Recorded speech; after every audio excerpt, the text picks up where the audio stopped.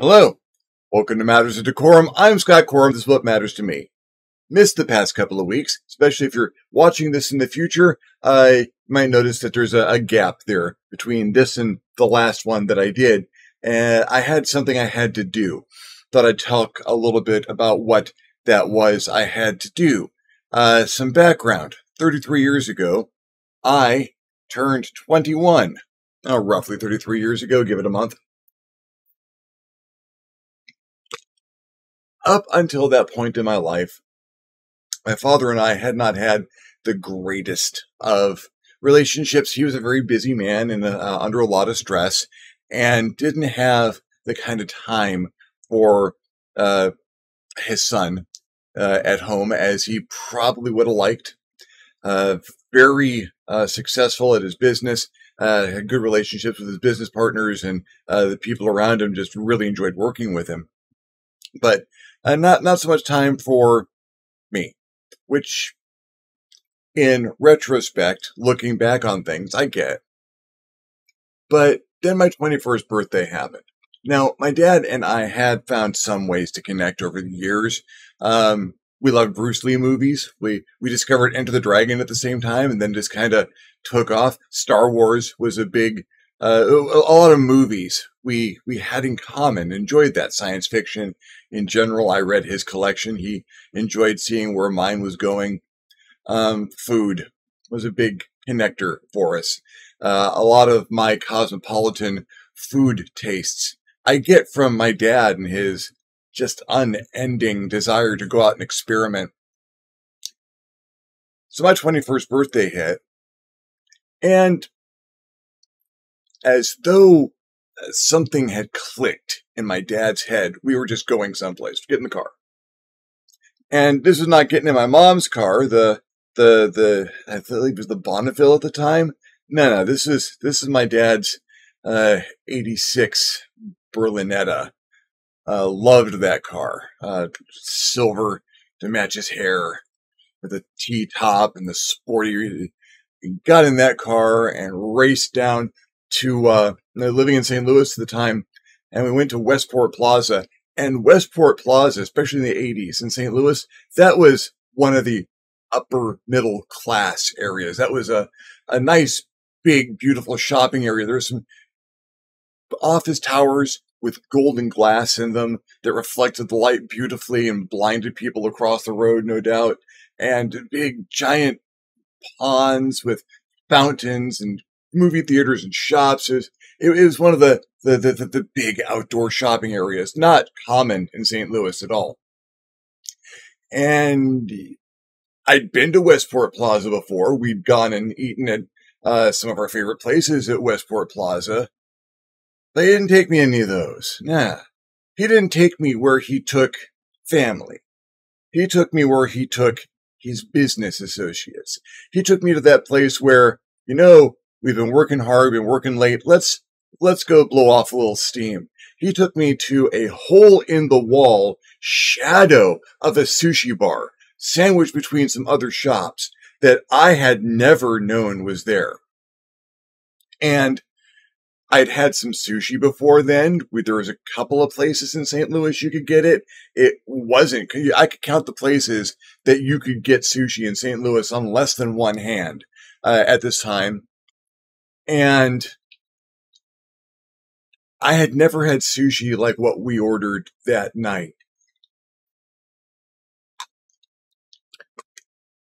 I had some upscale versions of the things I was used to having, the fudmaki and the tuna and cucumber rolls, the kapagiri, all really good stuff. But then there was the blood-warming eel with the sauce and the whole sugar-crusted shrimp, and just that, and the beer.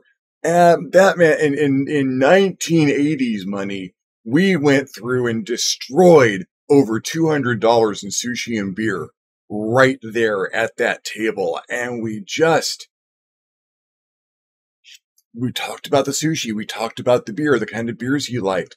And for that couple of hours that we sat there, I wasn't just that kid he had to come home to every night and just didn't have the time for. I was one of his associates. I was the kind of person he wanted to spend time with and gave me the best side of himself. It didn't, that wasn't the new norm of our relationship, but for that time, for that celebration, it absolutely was. And that has obviously stuck with me all these years. So this thing happened like 10 days ago.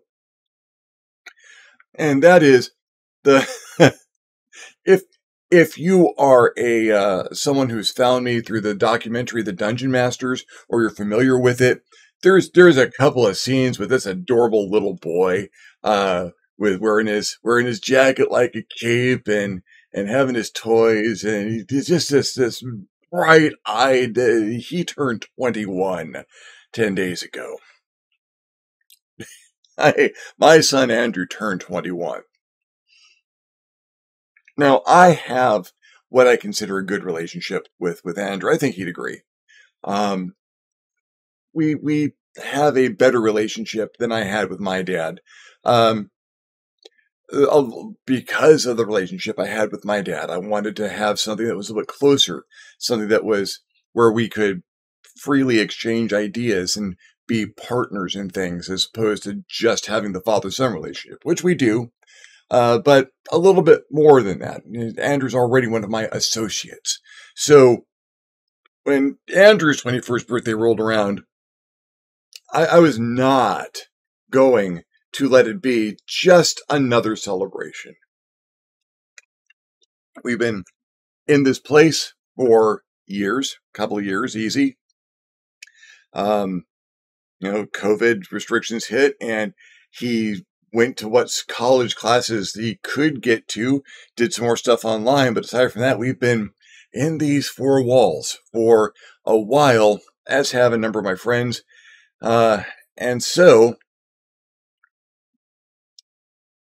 it was not cheap. It was not easy. It was not the simplest thing we could have done.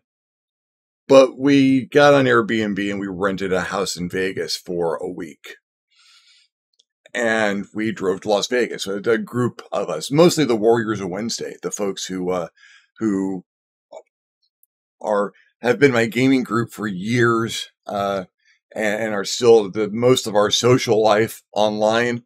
Some of those folks, a couple of others, folks that have been around for Andrew and instrumental in his raising and upbringing. He had one of his friends lives in Nevada, and was able to just fly down and join us in Vegas, and we had a week of and had a time out of this house, someplace new. He'd never been to Las Vegas.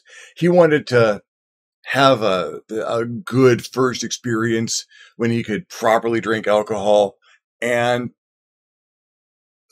I think we managed that. Not that he drank overly much. I don't think he managed to score himself a hangover on his 21st birthday, which is fine. He was being quite responsible.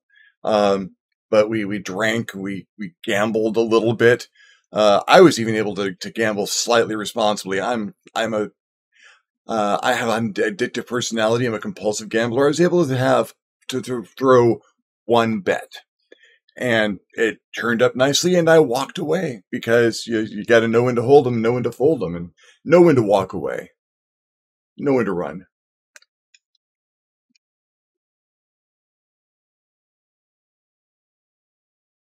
It was not. There were a lot of big personalities there, and people had flown in from other parts of the country. It was kind of grand.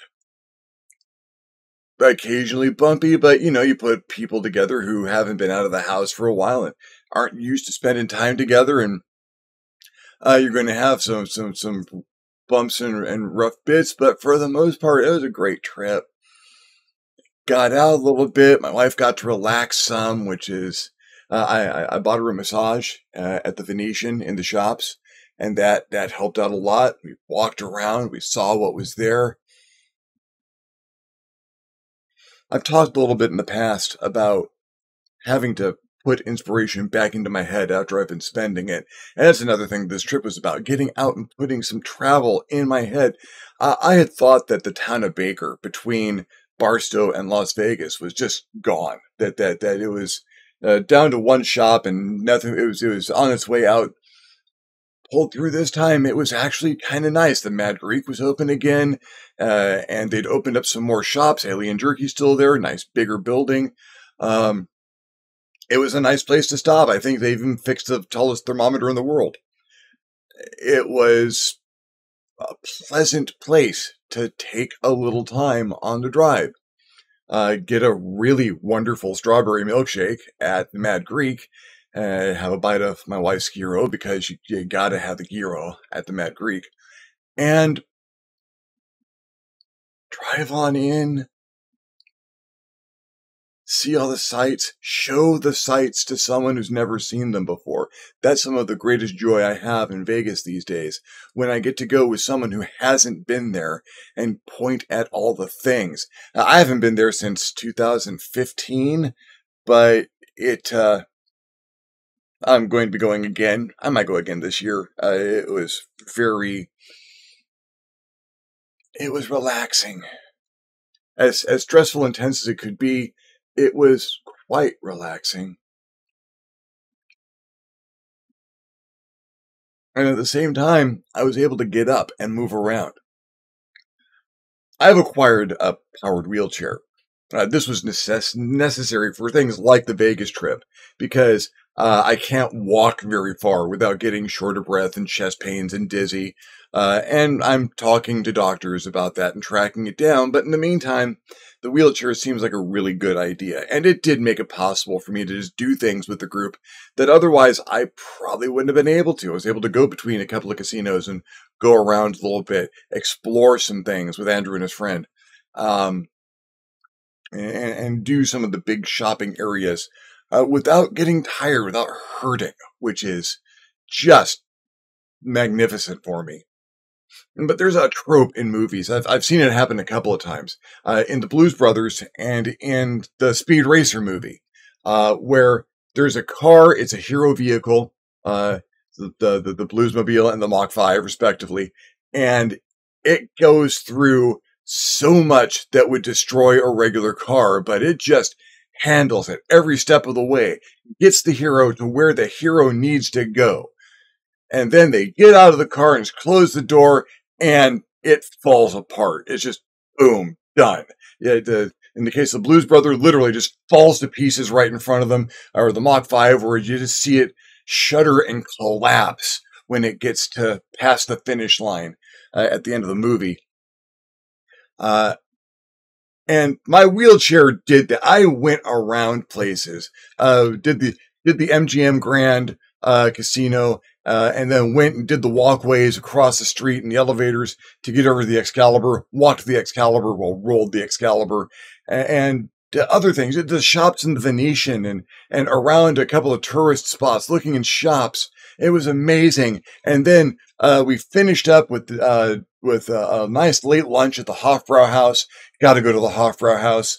Had my Nest and Hefeweizen. We enjoyed a plate for the entire table. It was great.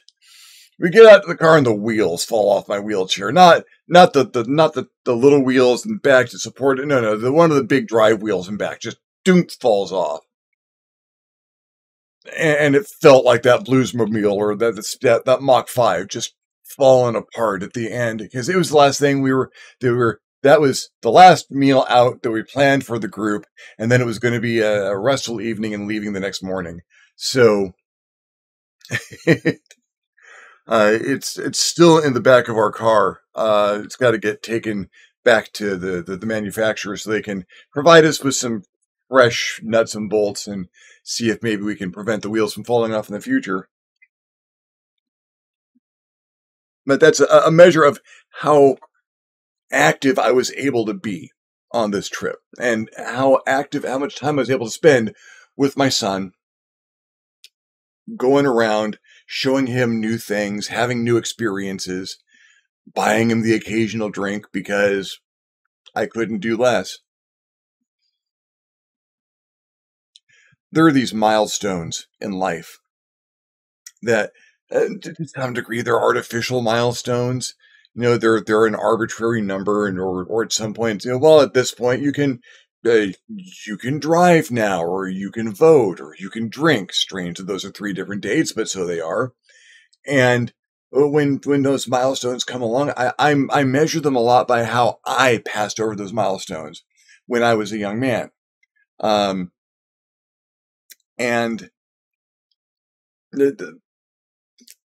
despite the fact I didn't have a terribly great relationship with my father, he was there for those milestones. He carried me over them. He carried me over them in style. And I like to think that I'm carrying that forward. When Andrew has his milestones, we do it up. We make them memorable and give him something to carry forward in his life and to the life of the people who show up in his life later on.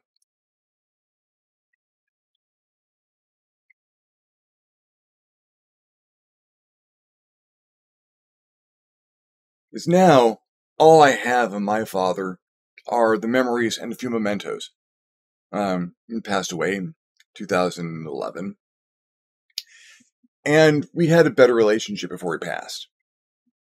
He had a good last year, and we talked a lot. And in the time since, my mom compiled the family history, and I've got a wonderful booklet of his accomplishments that she put together, and things I never knew about, things I was too young to understand at the time, or didn't have the mental capacity to really grasp when I was younger and more involved in my own head.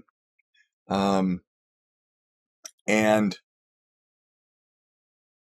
one of these days, Andrew's not going to have much of me, but the memories and the mementos. And maybe coming back and watching some of these. Not for quite some time, I'm sure, but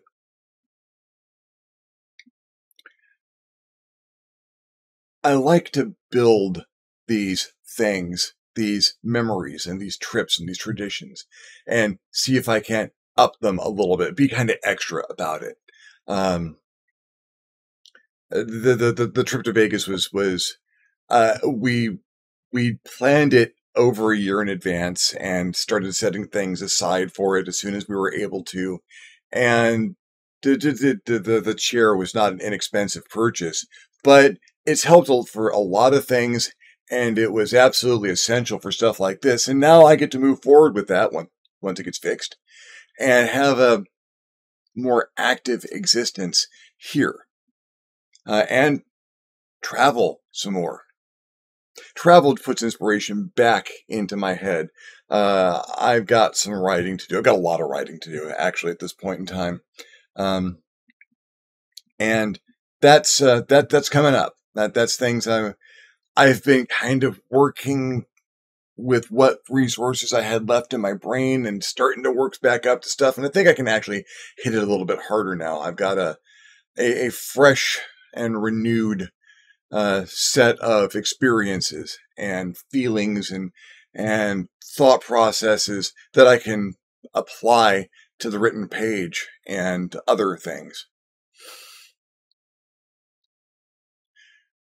All because my dad took the time to treat me like a person and not just his kid, not just that son that gets whatever I have left when I get home, which is sad, but again, I understand looking back that's what he had to do to be his best. The number of people that just respected and adored my dad for what he was able to do at work and how he was able to handle people, it was just tremendous. I can feel that outswelling of emotion even today when people talk about him. And I got that for a little while, and that helped me. That changed me. That moved me ahead and gave me this inspiration that Andrew gets the best of me. Andrew gets the best of me as often as I can give him the best of me. The best of me isn't great these days, but it's what I've got, and I think it's worth that. Because Andrew constantly shows me his best, and I can't do less. Well, thank you for following me along in this very personal ramble. Uh, if you are going to Las Vegas, uh, I have a couple of recommendations for you. And again, I'm thinking of going again at some point in the future, and I might see if I can't get a group of like-minded folks to come and meet me there. You never know. Let me know in the comments. You'd be interested in something like that. But a couple of we did Andrew's birthday dinner on his birthday, April 1st. Go figure. At a place called the Black Tap. It's in the Shops of the Venetian. It's a burger place. Amazing milkshakes. Everyone seemed and a really really good basket of fried pickles. For an appetizer. The hamburgers looked amazing. I had a salad because I can't eat that much. Now I was saving my calories for the shake and the fried pickles because so good. But that place was amazing. I always have to recommend the Hofbrau House. The Hofbrau Las Vegas is one of the better German food experiences I've had, bar none. And I've been to Germany. I like me a Hefeweizen, and the beer that they have, the Hofbrau, is not American beer. It's beer that they import from Germany, and which has different qualities, different styles, more alcohol. And a half-liter Hefeweizen handled me quite nicely. But it's a great food experience. It's a great cultural experience. We went at like 3 o'clock on a Thursday or Wednesday, and it was fine. It wasn't busy or it wasn't too loud. It was a nice family gathering. It gets louder in the evening, and when the Jägerfrau starts going around the paddle, it's kind of fun. But yeah, I can highly recommend the Hofbrau. I want to thank the folks at Airbnb for hooking us up. The house the house was lovely. It was kitted out for 10 people, and it fit 10 people. There were a couple of issues with maintenance when we showed up, and my wife, one, didn't want to get binged for any of the maintenance, wanted to make sure that they knew that that wasn't us. And two, my wife manages a property management company. Not just our building, but the company that manages our building. She's a manager there. So when she saw that there were things that needed to be done around this house, oh my God, she went for it. She got in touch with them and talked to their maintenance folks and talked to the maintenance folks while they were there and pointed things out. And granted, she was on vacation, but she does that for a certain degree of relaxation. It took stress off of her to have these things addressed around the house, and took stress off of us because the house was being made a little bit nicer. And ultimately, they probably got a better property out of it. And I want to thank them for their patience and their kindness, and having this amazing, kitschy, comfortable place for us to stay in. Um, the Shops of the Venetian, great place. The MGM Grand, nice place for your first gamble. That's where Andrew lost his first money at the gambling table, and got up a certain bit, got out, got broke, walked away the way you're supposed to. Thank you to Andrew's friend Blue for ushering him through that experience. The Excalibur, still a fun place. I wouldn't eat at the buffet, but absolutely everything else there is just fun to go to and walk around in.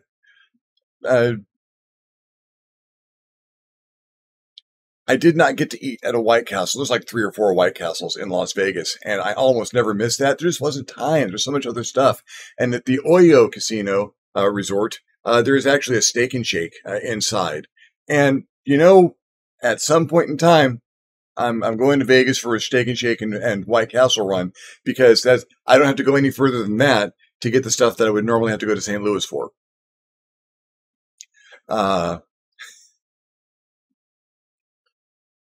travel. Travel and appreciation and experience.